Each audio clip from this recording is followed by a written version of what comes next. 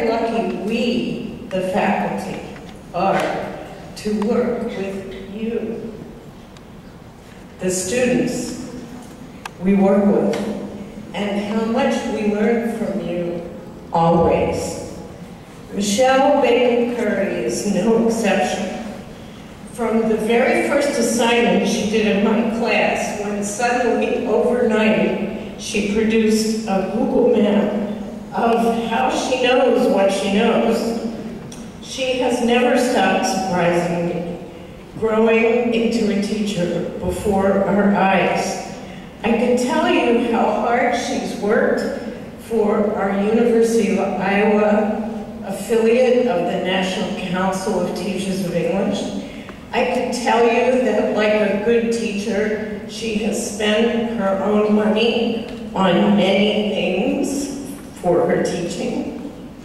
And yes, I could tell you that she is the wife of the beloved principal of City High School.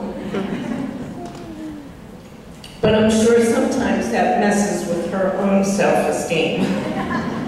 I can tell you that she's functioned like a sister and a mother and a friend to our faculty and our students. And I could also tell you that she is the real mother of 3, right there, and the foster mother of a whole lot more. That'll mess with your self-esteem too. But it's also the stuff of being a teacher. And I want to tell you 5 things. Those of you who are my students know that I probably wrote 5 pages to get 1 minute here. But I still have 5 things I want to tell you about Michelle. She knows how to laugh at herself as she's thinking about what she's learning. And I have an example of that from her own writing, but I won't read that. She's amazingly honest, even when it might hurt her.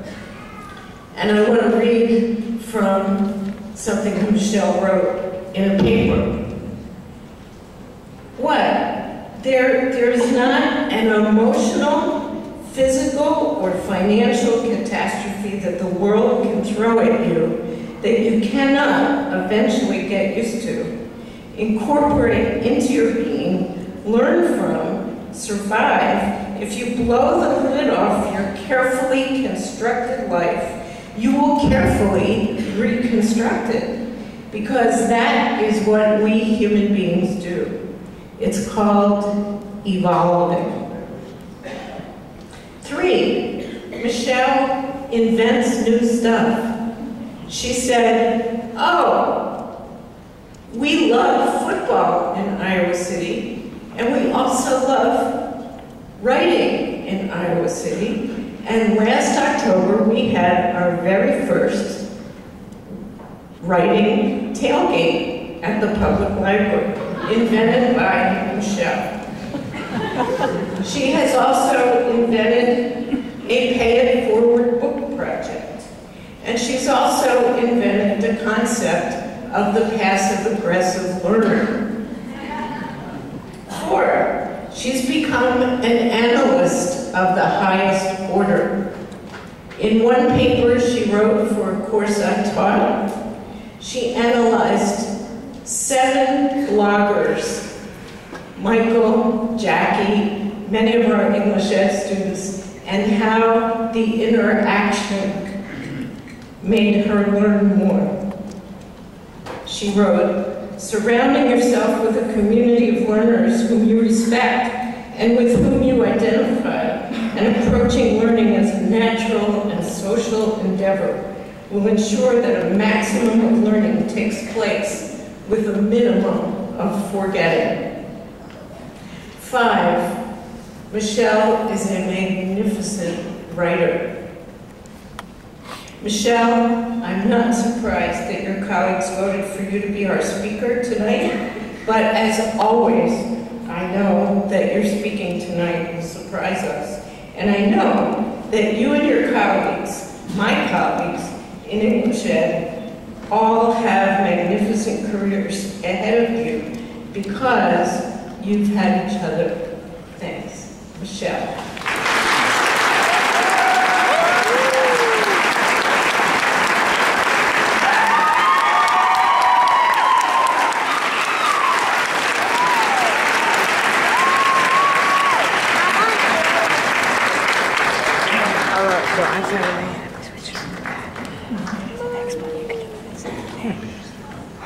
Wow, this better be good. Thank you, Bonnie, for that introduction. And I want to take a moment to thank Dr. Hammett and the student committee for arranging this magnificent gathering. What a treat. Thank you.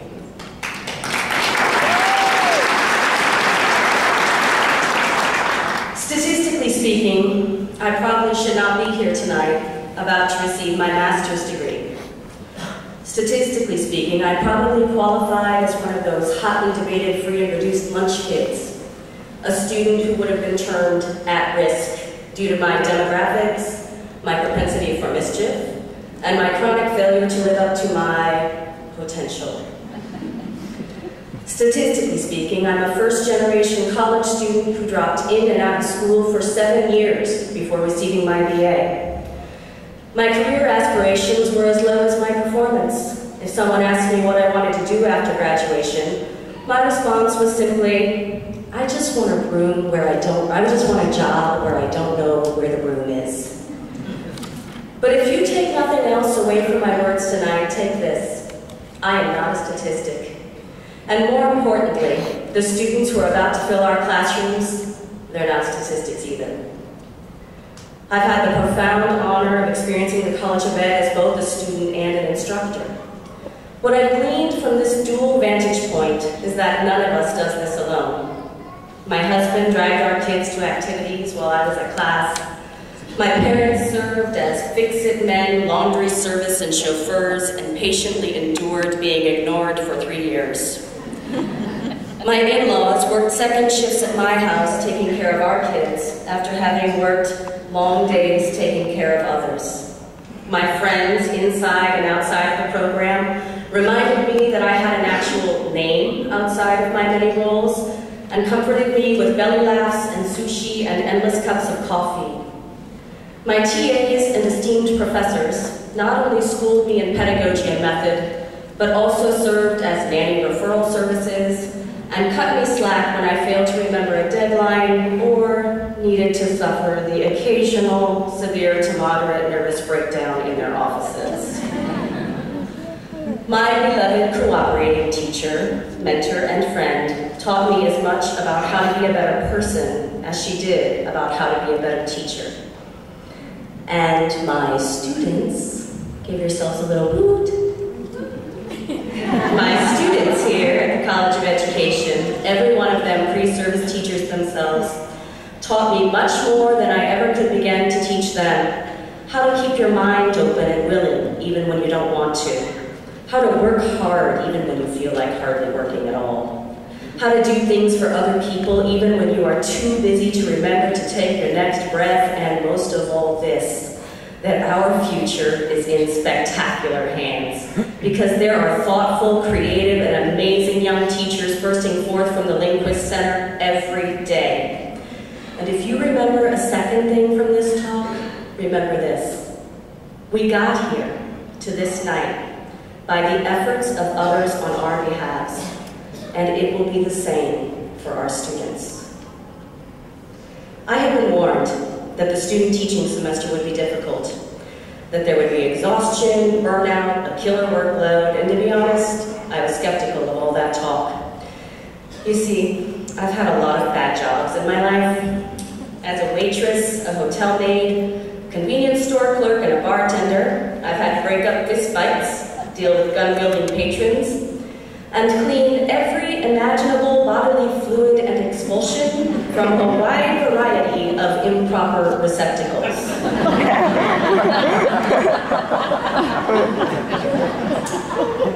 As a substance abuse researcher and a housing social worker, I've crawled under bridges, entered boarded-up crack houses through windows, and sat in prison cells with convicted murderers to conduct interviews. So with all due respect, when When people informed me that the student teaching semester would be tough, I thought to myself, I have done all that, and I have birthed 3 babies and been married to John Bacon for 15 years. How hard could this possibly be?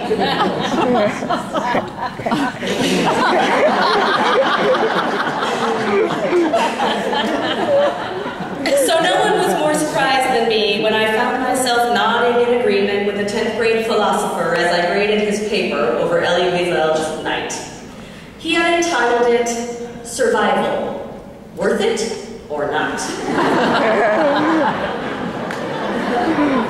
And I thought to myself, yes indeed, that is the question. I had reached that point where I was not certain anymore that surviving this semester was quite worth it. Too many 4 a.m. wake-up calls, too many deadlines to keep track of, too many papers to grade and to write, too many of life's details had been left unattended for too long, and finally I was at the point where I agreed with young Mr. Jones and the title of his paper, Survival, Worth It or Not? But now I think differently, because we are all here.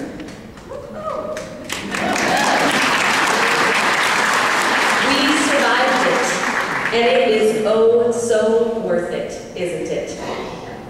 It's worth it to me because I got to be one of the people who told the girl whose boyfriend just dumped her that by God she was too going to prom anyway, and she was going to dance and have the time of her life.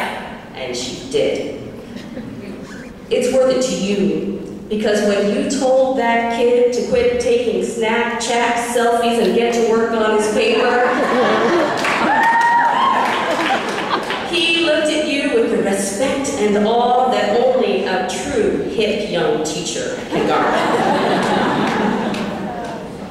It is worth it to me because someone that didn't have a prayer of passing my class because he never turned any work at all wound up being the same someone at the end of the semester who emailed me from Tier 3 off-site suspension to see if there was any English homework he could be working on. Okay.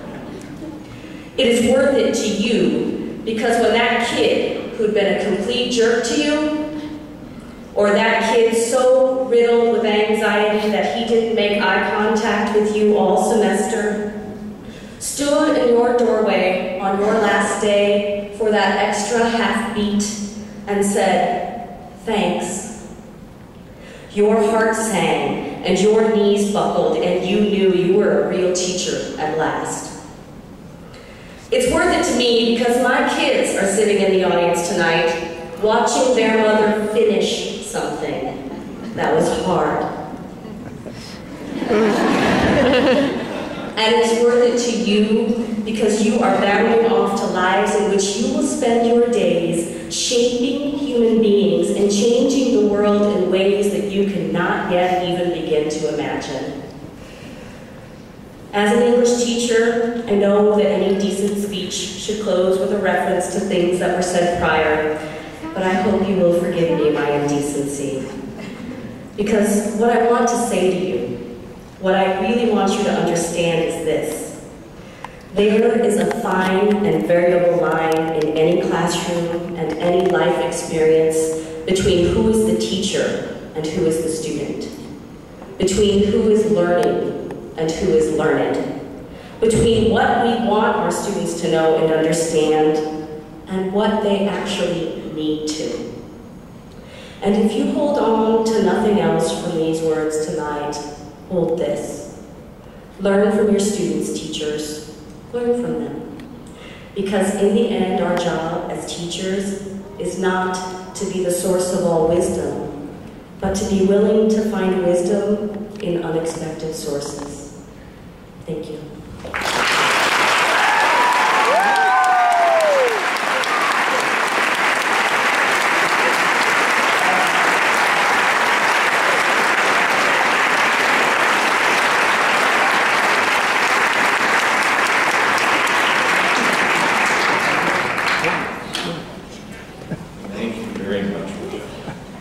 At this time, I'd like to call to the podium College of Education Associate Dean for Teacher Education and Student Affairs,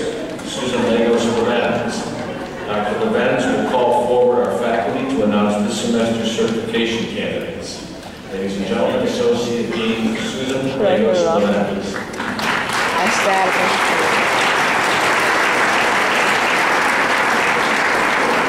Thank you, Professor Hammond. Now, members of the College of Education.